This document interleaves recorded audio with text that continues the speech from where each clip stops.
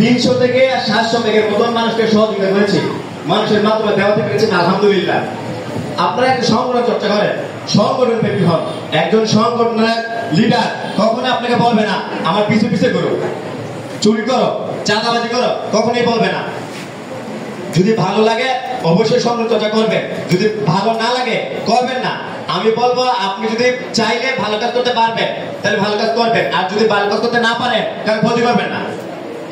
আমাদের সুযোগ্য শিক্ষক স্যার জনাব মিজানুর রহমান ভাইয়া স্যারও কিন্তু আমাদের স্যার হওয়ার পাশাপাশি মানবিক ফিরোলা, মানবতার ফিরোলা, যারা হচ্ছে স্বেচ্ছাসেবকের আইডল।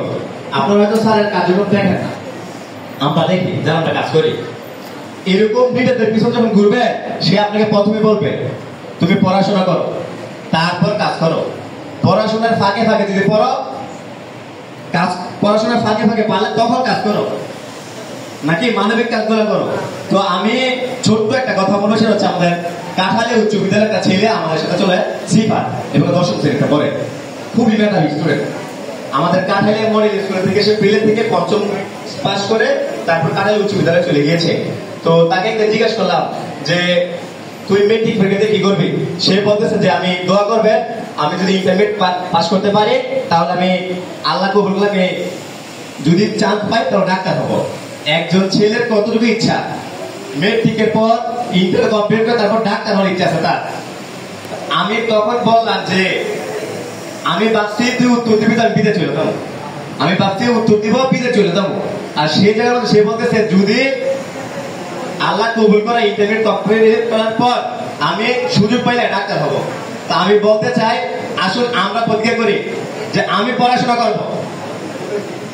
আর বোনেদের উদ্দেশ্যে শুধু একটা কথাই বলবো,